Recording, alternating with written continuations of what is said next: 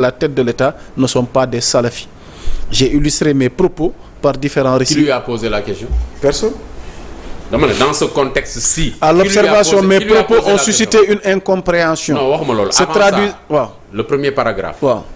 Est-ce que préciser na ne dañ ko poser question xam nga bu toogoon ci conférence de presse. Qu'on lui pose la question. De manière spontanée. waaw ne ko yéen on a toujours dit que vous étiez des salafistes. Voilà. Là nag franchement. bu expliquer ba déraper sax ça pourrait être compris. Là je te comprends, c'est l'expert en communication. Tout à fait. Il gagnerait à se rapprocher. mais wax yomb na contexte boo xam ne sëriñ bi posé wu la question. waaw sëriñ bi maanaam kan laaju la. nag sëriñ bi laaju la. waaw nga interpellé wu la. comme quelqu'un qui est tombé sur la tête. nga yeewu rek daan ne bëreet dóor benn affaire. Pourquoi il a parlé de salafisme, il n'a pas parlé d'autre chose. Pourquoi précisément ça? Voilà, c'est ça. Moom il avait ça dans sa tête. Dans son subconscient. Peut-être. Il fallait que mu génnee ko. Peut-être. ba mu koy génnee il n'a pas mesuré calibré les propos wax tooxi doona. mais gannaaw ay jàmm daal ni ko Bachir waxee. non pour résumer rek nee na mon éducation familiale. est imbibée de valeurs islamiques de tolérance de tempérance et de prépondérance. Ne m'autorise pas à sous-estimer les croyances d'un concitoyen. Du monde a fortiori. Celle d'un co-religionnaire. waaw man ngay laaj wala. waaw yow laay laaj tey. man waaw yow yaa Moussa. waaw man dama est-ce que waaw déglu rek bu ragal laaj bi méttiwul laaj bi méttiwul. waaw laaj bi méttiwul wax loo gën non laaj bi méttiwul. waaw ay ci laaj bi dafa très simple. waaw c'est valable pour tout le monde. est-ce que gis nga Birame Souleye Diop mu def lettre adressé ko au mouvement salafiste ne leen baalu naa. kon il a parlé à l'opinion. il a parlé à l'opinion. Il n'a pas frustré l'opinion directement, il a frustré les salafistes. Les salafistes ont écrit pour dénoncer. Ils devaient écrire pour répondre et s'excuser. C'est ça la vérité. Ok, on termine kenn ku ci nekk sa xalaat par rapport à débat bi nga xamante ni coowal emploi ndaw yi ci réew mi. bu ñu xoolee chronologie des faits ci ministre du travail et des relations avec les institutions Abbas bi mu demee fële lijjanti 1000 opportunités d'emploi donte après xam nañ ni lu fi nekkoon noonu donc depuis 2014 ci diggante bi gone yi nga xamante ni ñoom ñoo bëgg a dem Espagne ci seen dépôt dossier ci affaire agricole yi nga xamante ni ñoo am ci seen tool yi gis nañ li mu indi ci coow. Donc débat bi ñëpp a ngi posé wu pertinence su tey jii nii xëy na régime bi ci wàllu employabilité ndaw ñi ndax démarche bi ak it xëy na xalaat yi ci jëm enjeu perspective tey noo jàngatee tey li nga xamante ni xew-xew yooyu suscité na ko comme débat. Bon, je crois que c'est une question boo xamante ne ni le gouvernement actuel daf ko war a prendre à bras le corps puisque bokk na ci li tax jeunesse bi porté leen au pinacle. Mais le fait que ñoom ñu am benn projet politique boo xam ne dañ koy jaayoon en tout cas ces jeunes comme quoi que à partir du moment où ngeen réussir en tout cas à nous faire accéder au pouvoir on aura la possibilité en tout cas de même bu fekkente ne duñ solutionner tous les problèmes liés en tout cas à l'employabilité mais au moins dinañ def de notre mieux en tout cas pour que les jeunes puissent retrouver en tout cas le travail donc boo amee benn projet politique nag nga jaay ko sa population ñu adhéré en tout cas ci projet politique boobu ba nga ñëw au pouvoir même bu fekkente ne il est constant que état amul pour vocation de créer des emplois l'état li mën a def mooy créer des conditions pour que xale yi mën a en tout cas am liggéey mais créer des emplois loolu mas na nekk vocation état et j'ai toujours dit que le fait de vouloir faire croire aux jeunes que ñun suñ accéder au pouvoir dina leen utal liggéey c'est de la pure démagogie quel que soit politicien bu koy mënti def parce que réalité état day nekk en contradiction ak tey jii ni vœu bi nga xamante ne tey jii moom ngay am en tant que personne bu nekk ci l'opposition maintenant à partir du moment où lenn rek laay saluer nag par rapport à ça mooy bu fekkente ne li daana am chaque année et que daawul siiw ni muy siiwee nii donc siiw gi mu siiw cette année rek bon mën nañu ko considérer comme une sorte de transparence pour wane ne kat lii kat chaque année état du Sénégal da koy bénéficier wu mu war a delluwaat ci jeunes yi donc nan mettre en œuvre une plateforme boo xam ne dina mën a permettre jeunes yi ñu inscrire mais boo xoolee par exemple tollé bi ci am ak cette ruée vers les BAOS mooy les bureaux d'accueil et d'orientation des Sénégalais de l'extérieur. yaakaar naa ne ruée boobu noonu rek dafa war a interpeller les pouvoirs publics par rapport ak taxawaay boo xam ne war nañ ko mën a taxaw pour en tout cas essayer de tempérer la situation bi nga xamante ni jeunesse bi ñu ngi koy dund. mais ci beneen boor aussi bu ñu defaati une analyse en filigrane da ngay constater ne par exemple responsabilité bi mënuñu ko renvoyer état parce que aussi Sénégal dañoo commencer constater à présent une jeunesse boo xamante ni une jeunesse oisive boo xamante ne ni elle n'a plus foi au travail elle n'a plus foi à la formation jeune boo ci interpellé jeunes yi nangootunoo jàng pour am ay diplôme nangootunoo am métier parce que ñoom ñëpp seen rêve mooy leen génn dëkk bi et je crois que génn dëkk bi nekkul lu bon mais boo nekkee fii aussi bien avant que tey jii ngay xaar état créer ay conditions pour que yow nga mën a accéder à l'emploi mais yow war nga mën a am benn projet professionnel boo xam ne dina la mën a permettre c'est-à-dire en tant qu'étudiant les projets professionnels yi ñuy bindaloo étudiants yi à la licence mais loolu nekkul leen na loo xam dañ koy def nii au hasard projet professionnel boobu noonu yaa Moussa xam nga na lay signifier mooy ñu ngi lay préparer déjà ñu ngi lay inculquer que yow même boo paree sa formation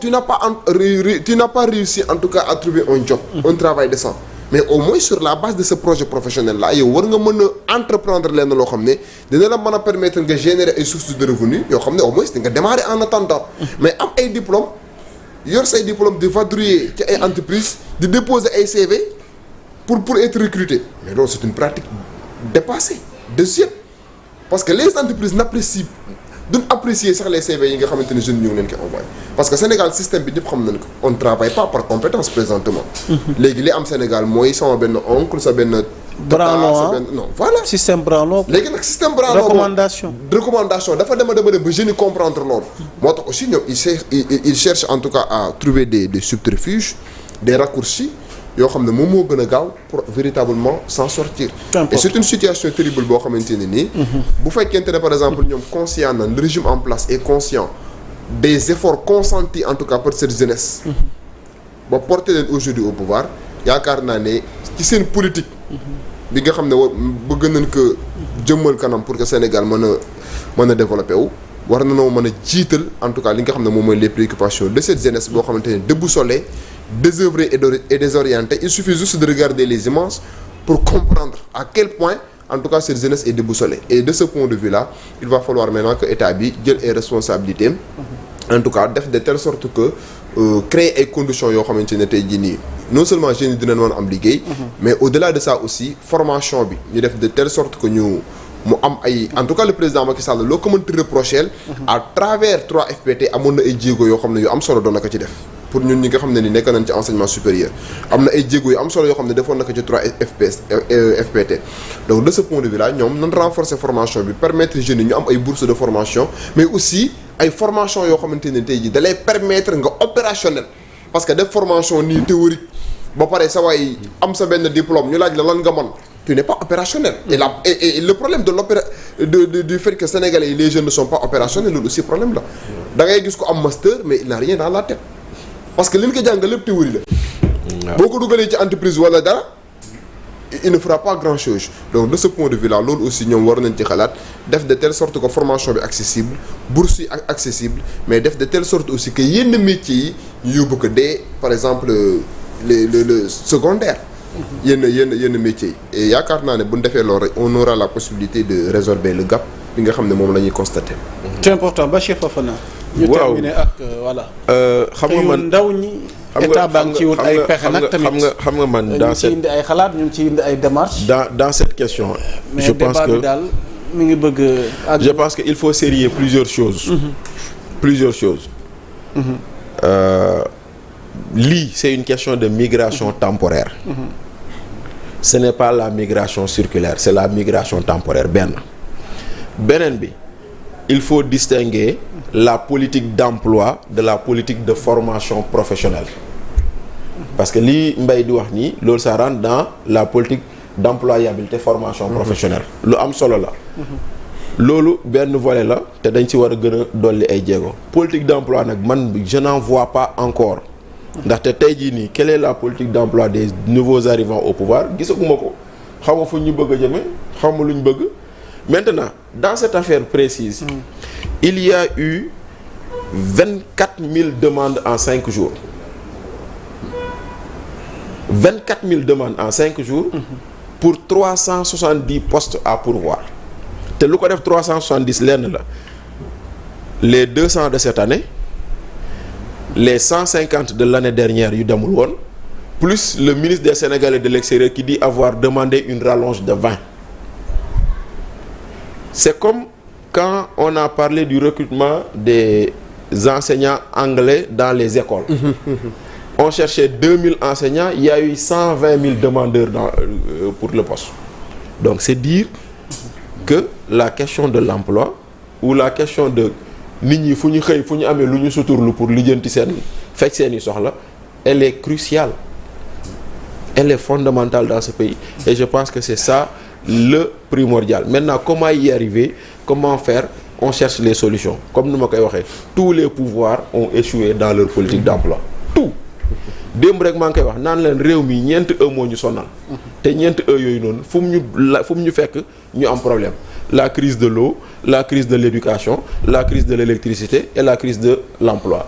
Grand yi ñoo defoon génération 88 ñii nii année blanche 88 lañ. ñun ak 93. voilà année blanche. année invalide 93. on a perdu 2 ans. Voilà donc muy noonu ñii nii c'est la génération Abdou Diouf année blanche buñ koy wax ak ñooñu. Crise de l'électricité, émeute de l'électricité ñëpp dégg nañ ko ci Ablaye Wade fii Ablaye Wade moo taxaw Sénégal yëpp di ko xool mu ne moi j'ai échoué dans ma politique d'emploi ñëpp di ko dégg voilà Macky Sall ñëw na moom aussi il a échoué dans sa politique ñii ñaanaluñu leen ñu échoué mais nañ xam ni lii nii d'abord la beneen question bu si nekk yaa Moussa moo di ni pourquoi aujourd'hui c'est le BAOS qui gère cette affaire musul nekk musul am parce que lii nii c'était géré au niveau du ministère de la jeunesse à travers les DAC xam nga ñan lañ daan yóbbu les gens qui travaillaient dans les DAC parce que ñooñu au moins ils ont l'expérience de travailler dans des plantations agricoles. Domaine agricole communautaire. C'est important. ñoom lañ daan yóbbu. ba aussi bureau d'accueil et d'orientation. des Sénégalais d'extérieur. Des Sénégalais de voilà lu tax ñu jëlee ko ministère de la jeunesse. mais j'ai reçu ici Khadim Bamba Fall mi coordinateur national. Oui il a tenu à apporter quand même pas mal de précisions. waaw mais lu tax ñu jëlee ko ministère de la jeunesse. nouvelle initiative yi nga xamante voilà mais le régime en place am nañ ko. allant dans ce sens. xam nga le problème moo di ni. yow yaa am technicité présenter sa émission yaa am xarañteef présenter sa émission kon nag yaa xeeti nañ la ko bàyyee léegi noonu si moi j'ai des suggestions à te faire je te dis je pense que lii war nga ko def lii war nga ko def loolu moo gën ma ne non xaaral ma ñëw toog sa place def ko parce que le ministère des affaires étrangères dafa dem bëgg a toog place au ministère de la jeunesse loolu lay problème bi moo tax damaa jàpp ni problème bii ñu am si on était resté dans les mêmes façons de faire xëy na du ñu doon am lii moo tax ma jàpp ni la question à se poser mooy pourquoi ce changement de ministère mais tout le reste c'est normal et je pense peut-être que même lii nii agence de voyage sax mënoon na ko gérer soxlawuloon état di ci am agence de voyage mais oui allez vous inscrire sur une plateforme on met des critères et à partir de ces critères on choisit mais yow da ngay def présélection jox nit ki mu valider loolu dafa soxla nit ñi dem dajal ñu wutal le visa nga dem dafa soxla lii yëpp agence de voyage sax mën na ko def Amadou waaw man je suis à la fois consterné attristé par cette situation parce que bu nga xoolee image c'est doomu réew am ay opportunité war a dem non loolu du liggéey